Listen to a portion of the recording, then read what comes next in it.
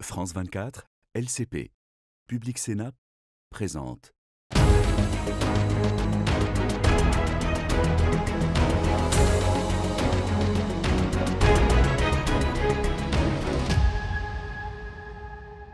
Bonjour à tous et merci de nous rejoindre pour Ici l'Europe sur France 24 et les chaînes parlementaires LCP et Public Sénat. En cette semaine, l'incertitude géopolitique et économique se renforce sur notre continent. Nous débattrons dans la seconde partie de ce programme des guerres hybrides que nous mène la Russie. Échange de vues sur les drones et la désinformation entre deux députés européens.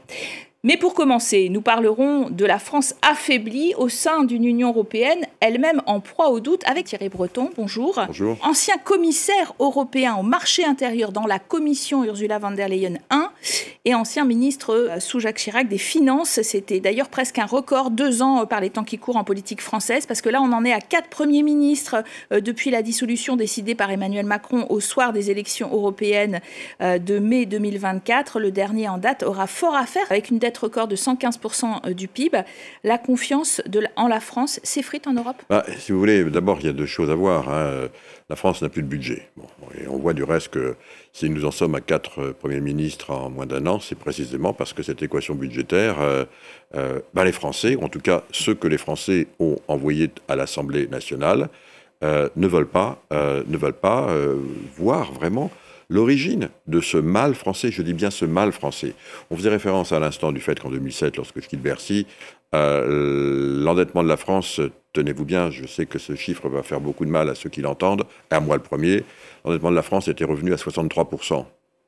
Dans les clous du pacte de stabilité. Celui de l'Allemagne était à 67%. Madame de Camaret, depuis, on a eu les mêmes crises des 2 côtés du Rhin. On a eu la même crise des subprimes, la même crise des dettes souveraines, la même crise du Covid. Et alors pourquoi l'Allemagne, elle, qui a eu les mêmes crises que nous, est à 62% aujourd'hui, et la France à 116%? Qu'est-ce qui s'est passé? Voilà les questions qu'il faut que nous nous posons. Est-ce que finalement on a l'impression qu'on vit mieux depuis 2007? Est-ce qu'on a l'impression que d'avoir doublé, je dis bien doublé, l'endettement par rapport au PIB, passé de 60 pratiquement à 120? Est-ce que cet argent, c'est-à-dire ces 2200 milliards d'euros, à bénéficier au bien-être des Français? Donc il faut qu'on se pose la question, effectivement, du financement de notre État-providence.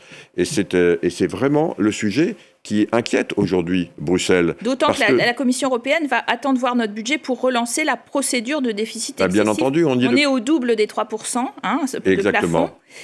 Donc est-ce qu'on va échapper à un carton jaune, un carton rouge? Pour faciliter précisément le retour dans la classe des moyens élèves, ceux qui sont aujourd'hui au fond de la classe. Et la France, hélas, je dis bien hélas, en fait partie. En 2024, nous avons tous décidé, France y compris, que pour ceux qui seraient au-dessus de 90% d'endettement, à 116%, la France y est, il y avait une obligation désormais, tous les ans, de baisser de 1 point de PIB son endettement, 1 point de PIB. Ça, on l'oublie dans les discussions d'aujourd'hui. Or, nous sommes à 116, donc au-delà des 90%. Donc, dans l'équation d'atterrissage de nos finances publiques, il faut en prendre compte. Et puis, il y a le fait aussi que, en 4 ans, c'est ce que la France a négocié avec Bruxelles, c'est-à-dire en 2029, il faut qu'on revienne sous la barre des 3%.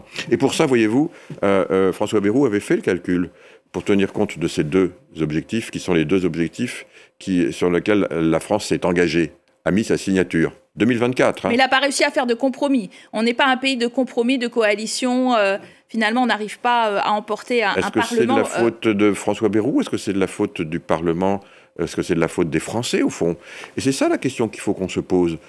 Aujourd'hui, on peut très bien dire, voilà, une fois de plus, la France ne va pas tenir les objectifs et les engagements de l'Europe. Je souhaite vraiment que ce ne soit pas le cas, parce que si c'est le cas, voyez-vous, ce qu'on dit maintenant un peu en Europe, un peu partout, Madame de Camaret, et ça me fait vraiment du mal de le dire à votre micro aujourd'hui, parce que c'est notre pays, il regorge de qualité, d'innovation, d'entrepreneurs qui tiennent le pays aujourd'hui, de tous ceux qui travaillent aussi, de toutes celles qui travaillent, bien entendu. On dit qu'un pays qui ne compte pas, c'est un pays qui ne compte plus. Eh bien, la France a cessé de compter. Justement, prenons un exemple. Sans budget adopté, on ne peut pas augmenter nos dépenses de défense vers les 5% de PIB qu'on a promis dans le cadre de l'OTAN. Quand le président Emmanuel Macron répète à l'envi que l'instabilité politique ne change rien à notre voix dans le monde et en Europe. Mais je le dis, il y a ceux qui respectent encore une fois les traités qui fondent notre vivre ensemble, qui fondent la stabilité de notre projet, sa cohérence, sa dynamique, sa crédibilité même. Et puis il y a ceux qui s'en excluent.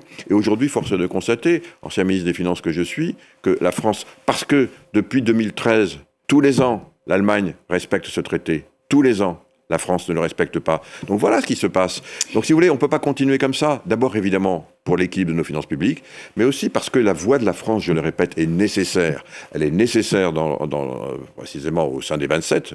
On est le deuxième pays, la deuxième économie de l'Union européenne, la 7e puissance économique mondiale. Vous le rappelez tout à l'heure, nous sommes le seul pays des 27 à avoir une architecture de sécurité complète, y compris avec l'arme nucléaire, qui est extrêmement important pour la dissuasion, par rapport à ce qui se passe évidemment à nos frontières à l'Est, et je pense bien entendu à l'agression donc de Vladimir Poutine en Ukraine. Donc tout ça fait que nous sommes un pays qui est un grand pays, mais voilà, un grand pays doit aussi donner l'exemple sur ses finances publiques. Aujourd'hui, je suis désolé de le dire, ce n'est pas le cas.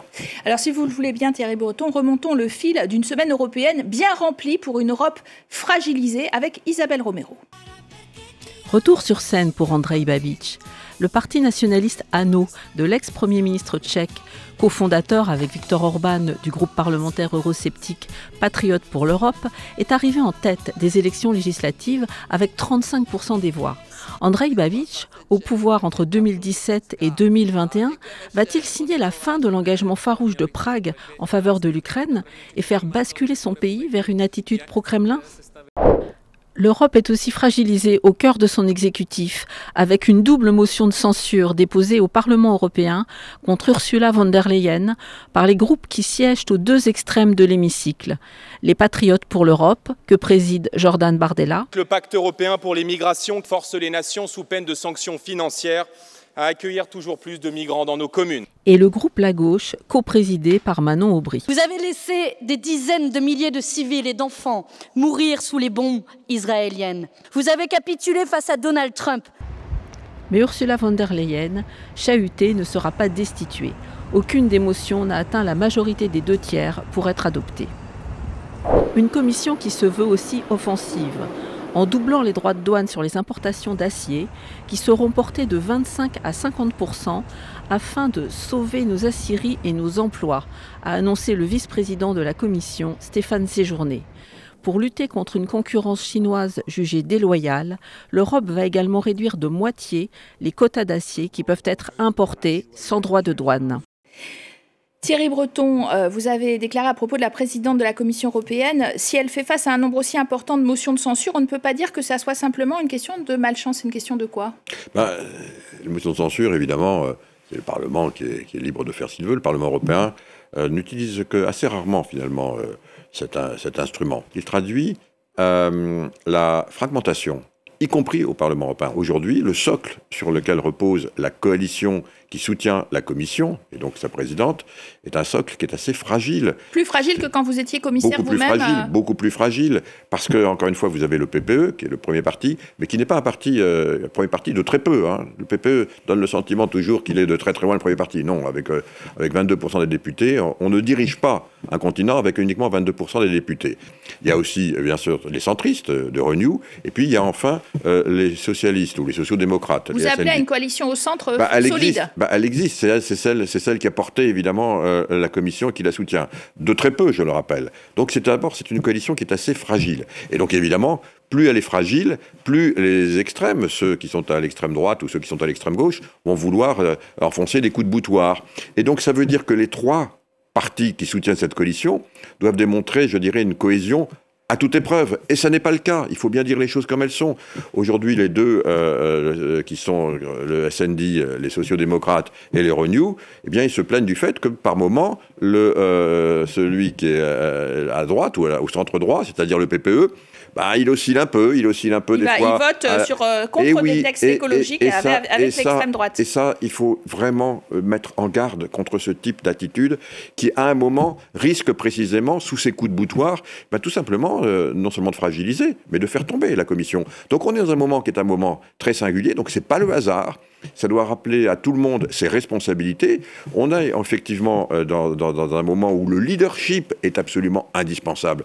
Le leadership, je parle évidemment du leadership européen. On le voit, l'Europe aujourd'hui est attaquée clairement attaqués. Évidemment, à l'Est, on le sait, Vladimir Poutine fait tout pour nous fragiliser, mais aussi à l'Ouest désormais, puisque nos alliés américains, on sait qu'aujourd'hui, Donald Trump n'aime pas le projet européen. Il faut donc du leadership. L'une de ces motions de censure, celle de la gauche, critiquait la déclaration commune signée par Donald Trump et Ursula von der Leyen le 21 août, censée régler le conflit commercial entre Washington et Bruxelles en acceptant des droits de douane unilatéraux de 15%. Alors aujourd'hui, effectivement, Donald Trump parle de taxer les médicaments encore plus, donc on y échapperait. Est-ce que rétrospectivement, c'est un bon ou un mauvais accord, selon vous? Pour les entreprises européennes et pour nous, c'est un très mauvais accord, c'est une évidence. Le droit de douane moyen aujourd'hui au Canada et au Mexique, entre le Mexique et les États-Unis et le Canada et les États-Unis, c'est en dessous de 4%. Donc pourquoi? Parce qu'il y avait évidemment un accord de libre-échange. Celui-ci devait être remis en cause. Eh bien parce que les chefs d'État ont été extrêmement fermes, il n'a pas été, et donc on a aujourd'hui, je dirais, quelque chose qui est acceptable. Pour nous, c'est 15%, mais la contrepartie, c'est que nous avons trois éléments. D'abord que nous baissions, nous, à zéro nos droits de douane de tous les produits qui partent des États-Unis et qui viennent en Europe, donc c'est une zone de libre-échange unique. À l'envers, eux, ils vont exporter sur le monde entier, et en particulier sur le premier marché économique mondial, l'Europe, avec zéro droit de douane. Ah bon? Et nous 15, je ne comprends pas pourquoi. Mais je rajoute qu'il faut qu'en plus, pour bénéficier de ce prix d'amis, entre guillemets, nous devions nous engager sur les 3 ans qui viennent à acheter pour 750 milliards d'hydrocarbures aux États-Unis. Je ne sais pas comment on va faire, on en achète aujourd'hui 67 milliards. Et en plus, aujourd'hui, il y a 300 milliards par an d'euros qui vont s'investir de l'épargne européenne aux États-Unis, et dans l'accord qui a été acté sur ce terrain de golf, c'est maintenant 500 milliards par an. Ça veut dire que l'épargne des Européens doit aussi soutenir l'économie américaine. Voilà, donc est-ce que c'est un bon accord? Je laisse les téléspectateurs juger. Donald Trump qui revient à la charge pour réclamer des exemptions dans plusieurs législations clés pour l'Union européenne. Toutes les législations environnementale, de régulation sur les entreprises, et celle qui encadre les géants du numérique. Alors là, encore une fois, les régulations, ce ne sont pas des éléments qui sont faits par des petits hommes gris de Bruxelles. Ça a été voté par nos co-législateurs, c'est-à-dire par notre démocratie européenne.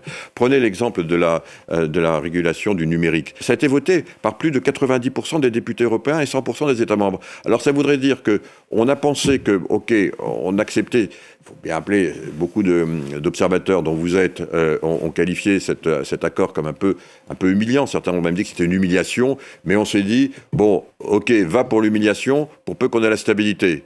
On se rend compte qu'on a l'humiliation et qu'on a aussi l'instabilité, parce qu'au fond, maintenant, ce sont nos lois qui sont attaquées, qui sont là pour protéger nos enfants, protéger nos concitoyens, protéger notre démocratie, protéger nos entreprises. Ou alors, il n'y a plus d'Europe.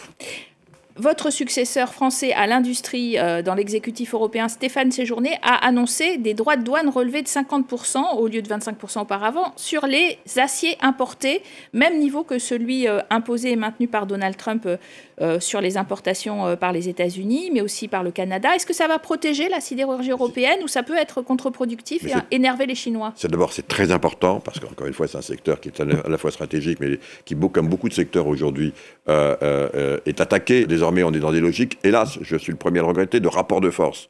Le monde des bisounours, où finalement nous avons cru être pendant 20 ans, il est derrière nous. Pour nous, il faut vraiment que nous montrions notre force sur le marché intérieur, faute de quoi on sait qu'on a des surplus absolument massifs en Chine. On parlait à l'instant de l'aluminium ou de l'acier, mais c'est vrai dans tellement de secteurs. Prenez le secteur de l'industrie automobile, prenez le secteur des panneaux photovoltaïques. Donc la fermeté, ça marche aussi. Il ne faut pas le faire évidemment de façon hégémonique. On n'est pas là pour l'escalade, bien entendu, surtout par nous, Européens. Mais enfin, il y a un moment où il faut dire stop, c'est assez, enough is enough. Le prix Nobel de la paix a finalement été attribué à une Vénézuélienne défenseuse des droits de la femme, d'ailleurs, dans ce pays, et non pas à Donald Trump, qui le réclamait ardemment, et en particulier juste après la mise en œuvre d'un plan de paix pour Gaza. Est-ce que vous regrettez que ce ne soit pas le président américain? Personne ne peut interférer dans le choix donc, des prix Nobel, on le sait. Ils sont du reste très jaloux de la façon dont ils prennent leurs décisions. Voilà, donc c'est ce qui fait que finalement, cette distinction, qui est importante pour nous dans l'humanité, dans les sciences, dans la littérature, mais aussi pour la paix, cette distinction est crédible. Voilà, donc certains vont peut-être s'étonner que le président Trump, qui est en place uniquement, je le rappelle, que depuis le 20 janvier, donc dans sa qualité de président des États-Unis, n'en est pas été le récipiendaire. On verra bien ce qui se passera l'année prochaine. Bien entendu, sur ce qui se passe aujourd'hui à Gaza, qui est un cessez-le-feu, je le rappelle, ce n'est pas encore, malheureusement, on voudrait tous que ce soit la paix. C'est un cessez-le-feu, il faut évidemment s'en réjouir, on s'en réjouit tous. D'abord pour les familles des otages, en vous en parlant, on est comme tous, on a presque la chair de poule. Ça clôt, je dirais, cette phase absolument tragique. Je dis tragique d'abord par rapport à ce qui s'est passé en Israël, et puis cette phase tragique aussi par rapport à ce qui s'est passé pour les près de 70 000 victimes donc, à Gaza. Donc maintenant, ça y est, on a clos cette phase, c'est donc bien, il va falloir rentrer dans la deuxième phase, et il faut s'en féliciter encore une fois. Je crois qu'on peut clairement en féliciter, parce que, notamment le président des États-Unis, parce que ça nous démontre ce que l'on sait depuis toujours, c'est qu'il n'y avait qu'une personne qui pouvait vraiment peser de tout son poids pour imposer un cessez-le-feu et le retour des otages. Cette personne s'appelle Donald Trump. Certains, du reste, se demandent pourquoi ceci n'a pas été fait avant. On n'est pas à la paix en Ukraine. On est en soutien, les Européens, de l'Ukraine pour repousser les Russes, et on le paye par une campagne de drones. Et on veut construire un mur de drones. Vous étiez commissaire, je le rappelle, Thierry Breton, à l'industrie. Un mur de drones parce qu'on est assez désarmé contre ces petits engins. Oui et non. Alors là encore, Emmanuel Macron, mais aussi le chancelier allemand Friedrich Merz, ainsi que la première ministre italienne Giorgia Meloni l'ont dit, c'est pas un mur de drones, ça n'a pas de sens de faire un mur de drones. Les drones, ils peuvent traverser les frontières, mais ils sont pour beaucoup d'entre eux envoyés aussi directement des États membres, d'un camion, d'une camionnette, sur ces espaces dits contestés. C'est l'espace maritime, c'est l'espace aérien, c'est l'espace cyber et c'est le spatial. Avec l'ensemble des États membres, nous avons travaillé, et c'était l'initiative de Josep Borrell, à une boussole stratégique. Et dans ces objectifs communs, il y avait donc le fait qu'il fallait des infrastructures, des équipements pour nous protéger en commun dans ces 4 espaces, y compris l'espace aérien, avec évidemment une dimension de missiles, mais aussi une dimension de drone. Donc tout ceci existe. Il ne faut pas réinventer la roue. Ce n'est pas une ligne Maginot. Quand on a 3000 km de frontières, ça ne marche pas. Il faut regarder ce que l'histoire nous apprend. En revanche, c'est une démarche globale qu'il faut avoir. Les outils sont là, les instruments sont là. Il faut maintenant la mettre en musique de façon collective. Merci Thierry Breton d'avoir été notre invité aujourd'hui. Nous revenons tout de suite sur les offensives tous azimuts de la Russie en direction de l'Union européenne pour la déstabiliser. C'est l'heure du débat à Strasbourg.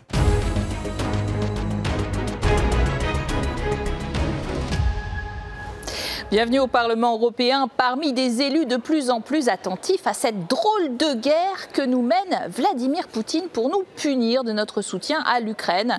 La guerre hybride, mélange d'intimidation et de manipulation. Le Kremlin est clairement à l'origine de campagnes de désinformation intenses à l'occasion de différentes élections en Europe. Des médias pro-russes arrosent les réseaux sociaux, situation observée encore récemment en République tchèque où le sulfureux Andrej Babiš l'a emporté. Auparavant, c'était en Roumanie, en Allemagne, sans oublier la Moldavie aux portes de l'Union européenne. Oui, sabotage, cyberattaques orchestrées par les Russes sont désormais le lot régulier dans l'Est de l'Europe, sans compter la flotte fantôme russe qui inquiète dans les eaux européennes. Mais la principale déstabilisation ces dernières semaines est venue de survols sauvages de l'espace aérien d'une douzaine de pays de l'UE par des drones et même par un avion de chasse russe. Des aéroports ont été mis à l'arrêt. Face à cette menace de plus en plus concrète, les Européens tentent d'orchestrer une réponse commune, une réponse qu'appelle de ses voeux le commissaire européen à la défense. Écoutons Andrius Kubilius. La Russie met à l'épreuve l'UE et l'OTAN et notre réponse doit être ferme, unie et immédiate. Aujourd'hui, nous avons convenu de passer des discussions à des actions concrètes et nous nous sommes mis d'accord sur les points les plus importants, à savoir la surveillance du flanc oriental à l'aide d'un mur anti-drone. Pour en débattre aujourd'hui, nous recevons Radan Kanev. Bonjour, vous êtes bulgare, membre du Parti populaire. C'est le principal groupe ici au Parlement européen, à la droite de l'hémicycle. Une autre députée européenne est en notre compagnie aussi, Chloé Ridel, bonjour. Française des socialistes et démocrates. On sent d'ailleurs beaucoup de flottement dans la réponse à apporter au survol de drones. Emmanuel Macron a dit que les drones pouvaient être détruits. Pour l'instant, on est vraiment dans l'expectative. C'est open bar notre espace aérien ? Précisément, tout l'enjeu, c'est de montrer aux Russes ou à ceux qui seraient derrière ces envois de drones anarchiques que non, notre espace aérien, on ne le laissera pas violer comme ça. Et donc, il faut, par principe, je crois, détruire ces drones, ces matériels qui survolent notre espace sans y être invités. C'est essentiel de préserver cette intégrité-là. On peut le faire, on sait le faire? Bien sûr qu'on sait le faire. Vous savez, des drones, c'est du matériel très léger. Aujourd'hui, la guerre se fait comme ça. C'est plus en investissant des dizaines de milliers d'euros dans des armes très sophistiquées. C'est des drones à 10 000 euros et donc on sait parfaitement les détruire. Et d'autant plus que ces drones peuvent faire beaucoup de dégâts. Ça peut filmer, surveiller des zones sensibles. Ça peut tirer par arme à feu, ça peut lâcher des bombes, donc ce sont des instruments dangereux qu'il faut détruire et on sait le faire. Tout de même, Radan Kanef, la question des moyens se pose. On a vu par exemple qu'en Pologne, ce sont des avions de chasse qui ont dû abattre les drones qui ont survolé le pays. Vous êtes très attaché à l'OTAN en tant que Bulgare, j'imagine, mais est-ce que l'Alliance, à cette occasion, n'a pas surtout montré qu'elle n'avait pas les moyens adaptés face à cette menace ? Oui, je pense que ce n'est pas la question de politique. Est-ce qu'on doit les détruire? Ça, c'est clair, ça c'est définitif. Mais c'est la question des moyens techniques. Ce que les Ukrainiens ils possèdent comme des moyens techniques pour battre les drones, on ne l'a pas en Pologne, en Bulgarie, peut-être aussi en France. Et puis l'effort commun des pays européens, des pays de l'OTAN, des moyens communs de réaction, ça n'existe pas. Les capitales européennes accusent par ailleurs la Commission européenne de vouloir élargir ses compétences en cherchant à s'ériger en maître d'œuvre de ce mur anti-drone, alors que la défense, évidemment, c'est une compétence nationale normalement. Est-ce que, et cet exécutif européen d'ailleurs rétorque qu'il faut bien qu'il n'y ait pas de trou dans la raquette, donc elle coordonne tout ça? Qui a raison? On a besoin d'une coordination européenne en matière de défense. Il faudrait être pragmatique et arrêter de prendre ça sous l'angle, je vois bien, l'extrême droite ici prend ça sous l'angle des compétences. Mais vous savez, si on en était resté à la lettre des traités sur ce qui relève des compétences d'un tel ou d'un tel, on n'aurait pas fait grand-chose ces dernières années face aux crises, notamment face au Covid. On sait que ce qui empêche une défense du continent européen d'être efficace, c'est justement le manque de coordination entre les États membres, parce que si vous additionnez les défenses de tous les pays, on dépense 300 milliards d'euros par an pour notre défense. C'est beaucoup plus que la Chine, c'est beaucoup plus que la Russie. Et donc, ce dont on manque, c'est d'une coordination. Donc, si la Commission européenne peut coordonner et aider à coordonner un mur de drones, c'est quelque chose de très positif. Il ne faut pas être idéologue, il faut être pragmatique. Je rappelle que si nous pensons que nous ne sommes pas en guerre avec la Russie, la Russie, par contre, elle est en guerre contre nous. Il faut le reconnaître et donc il faut se protéger. Et aller au plus efficace. Radan Kanef, ces drones, ils vont aussi nous obliger d'une certaine manière, on le voit, à rapatrier nos moyens de défense aérienne ou à rapatrier des milliards qui pourraient être envoyés à l'Ukraine. Au fond, est-ce que l'objectif de Vladimir Poutine avec cette campagne de drones, c'est pas une manœuvre de détournement? Je pense que c'est plutôt une manœuvre de division. Ces provocations aériennes avec les drones, mais aussi avec les avions chasse, c'est l'intention générale, principale, je dirais, c'est de montrer une division dans la réaction, dans la motivation des pays européens différents. Aussi, bien sûr, l'intimidation des gouvernements, des électorats avant les élections. Mais quand on parle de réaction militaire, point de vue technologique, comment on réagit sur ces attaques aériennes, je pense que c'est très important, pas seulement d'être coordonné parmi les États membres de l'Union, mais aussi d'avoir une certaine spécialisation de production. Parce qu'en Europe, le risque principal, ça sera qu'il y aura le drone français, le drone néerlandais, le drone suédois, le drone bulgare, etc. etc. La production, oui, vous êtes d'accord avec une spécialisation européenne pour la défense, parce que c'est l'interopérabilité, hein, on produit beaucoup, mais alors rien ne marche avec rien, quoi. Ben oui, ce qu'il faut défendre, c'est la création d'une vraie industrie européenne de la défense, qu'on arrête d'acheter américain, qu'on arrête d'acheter des armes à l'étranger.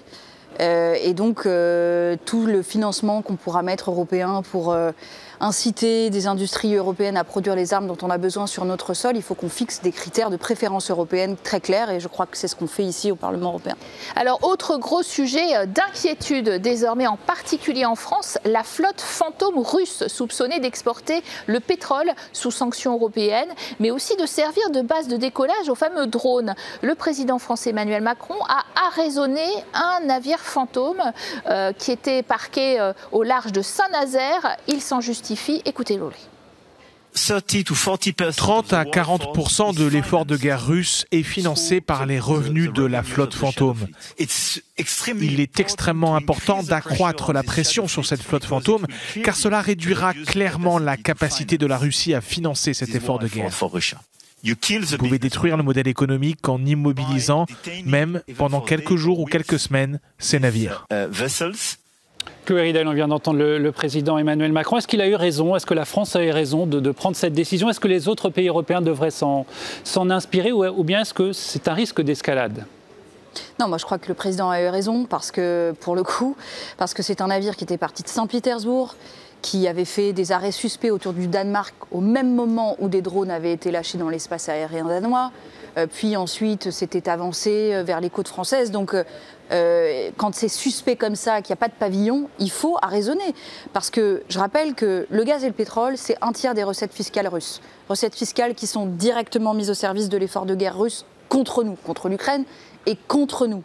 Ce qu'on a fait avec les sanctions contre la Russie, contre le pétrole russe, et notamment avec le plafonnement du baril de pétrole russe à $60, c'est qu'on a diminué ses recettes fiscales de 20% par exemple en 2025. Mais pour essayer de contourner ces sanctions, Poutine a recours à des vaisseaux fantômes. On estime qu'il y a entre 400 et 600 de ces vaisseaux, de ces navires, qui, sans battre pavillon, continuent à exporter et peut-être d'ailleurs du pétrole et donc à contourner des drones aussi, c'est-à-dire une autre dimension stratégique. Donc il faut être, je crois, très ferme et on a tout à fait le droit, en droit international, d'arraisonner des vaisseaux qui ne battent pas pavillon. C'est illégal en fait, en droit maritime international.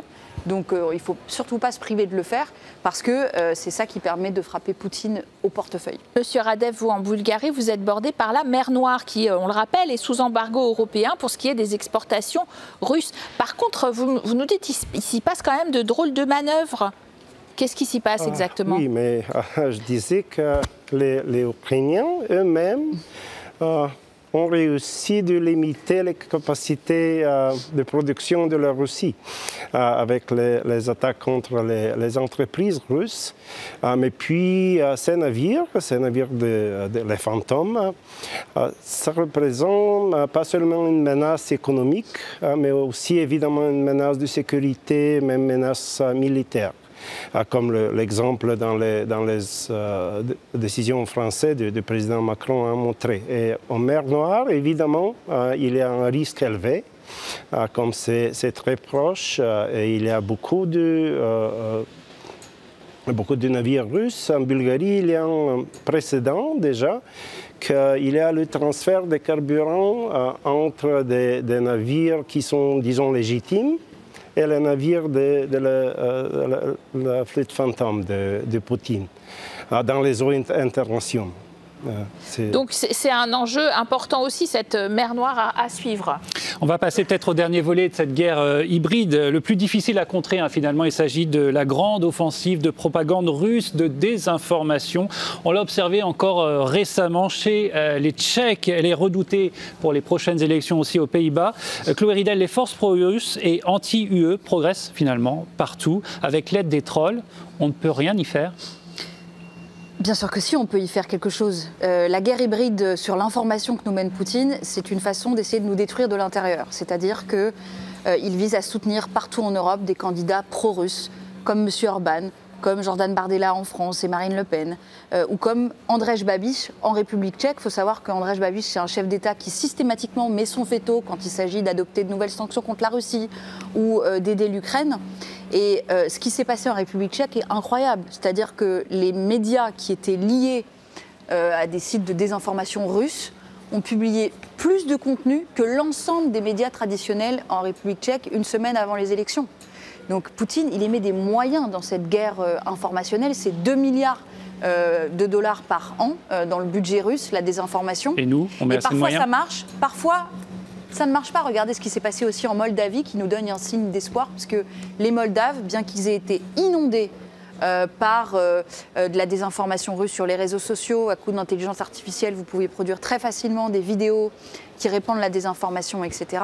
Et pour la 3e fois en un an, les Moldaves ont voté pour se tourner vers l'Union européenne parce que c'est leur souhait. Et donc on voit bien qu'on est capable de mettre en échec Poutine sur cette guerre informationnelle. Il y a beaucoup de chefs d'État qui sont allés soutenir en Moldavie, quand on éduque la jeunesse à reconnaître ce qui est un contenu vrai ou faux, produit par l'intelligence artificielle ou pas, et donc c'est un enjeu très très fort des années qui viennent. Mais alors en Bulgarie, c'est une situation un peu particulière. Dans votre pays, vous avez un président pro-russe, un gouvernement très pro-européen, un président plutôt pro-russe, Rumen Radev, qui contre régulièrement la rhétorique pro-européenne avec des arguments inspiré du Kremlin. Le pays est très divisé sur l'attitude à avoir face à la Russie. Est-ce qu'on peut dire que chez vous, la désinformation est forte aussi et qu'elle vient peut-être même d'en haut? Je peux dire que la désinformation, la propagande russe est omniprésente en Bulgarie, des médias sociaux, mais aussi dans les médias mainstream. Et puis dans le au niveau politique, comme vous avez dit, notre président a des messages pro-russes, disons, plus sophistiqués. Puis il y a les partis définitivement pro-russes. De temps en temps, je sais, ils ne sont pas pro-russes, ils sont peut-être russes, ce qui fait une différence quelconque. Puis même dans la majorité parlementaire, dans le gouvernement, il y a le Parti socialiste qui a toujours été pro-russe. Et maintenant aussi. Alors c'est une situation très très grave, on peut dire. Oui. Est-ce que vous avez l'impression que d'ailleurs c'est tout l'Est de l'Europe qui est peut-être sur le point de basculer, beaucoup de pays qui sont tentés justement par un discours plus proche du Kremlin? Je disais oui, mais il y a aussi beaucoup de facteurs spécifiques, comme en Bulgarie, c'est la raison historique, le sentiment historique qui provoque plus de sympathie pour la Russie. En Roumanie, c'est, disons, un point de vue historique tout à fait différent. Alors, ce n'est pas toujours la même chose, mais oui, c'est évident, comme dans les pays de l'Est. Et aussi, on peut voir dans les provinces de l'Est de l'Allemagne, la propagande russe est très forte et très, très effective. Effectivement, Chloé Ridel, cette propagande, elle se répand désormais partout en Europe. On avait l'impression qu'il y avait un fauteur en trouble pro-Kremlin, Viktor Orban en Hongrie, mais ça gagne du terrain. Cette guerre hybride que nous mène Moscou, elle révèle des divisions qui sont ancrées finalement dans chacun de nos pays. Mais c'est le but en fait. Il faut s'imaginer qu'il y a des gens comme vous et moi qui en Russie sont enfermés dans ce qu'on appelle des fermes à bottes, dont c'est le travail. Ils viennent tous les matins au travail, ils se mettent à leur poste devant leur ordinateur et ils répandent soit de la désinformation, soit par pays. Ils ont à chaque fois des tableaux Excel sur quels sont les sujets, les débats de société qui divisent dans un pays ou dans un autre. Par exemple, le conflit israélo-palestinien, on s'est aperçu qu'il y avait des bots russes qui allaient alimenter ces polémiques sur les réseaux sociaux, sur cet aspect-là, sur l'aspect évidemment migratoire. Donc ce sont des stratégies qui visent à nous déstabiliser et à nous diviser et à faire monter les extrêmes. Donc il faut prendre conscience qu'on fait face à cela, à ces tentatives de déstabilisation et appliquer les règles qui sont les nôtres, en particulier le Digital Services Act, vous savez, qui vise à réguler nos réseaux sociaux et à lutter contre la désinformation. Il faut aujourd'hui qu'on défende tous ça, et moi je m'alarme du fait que dans ce Parlement européen, il y a des soutiens de Donald Trump et de Poutine qui veulent nous en empêcher.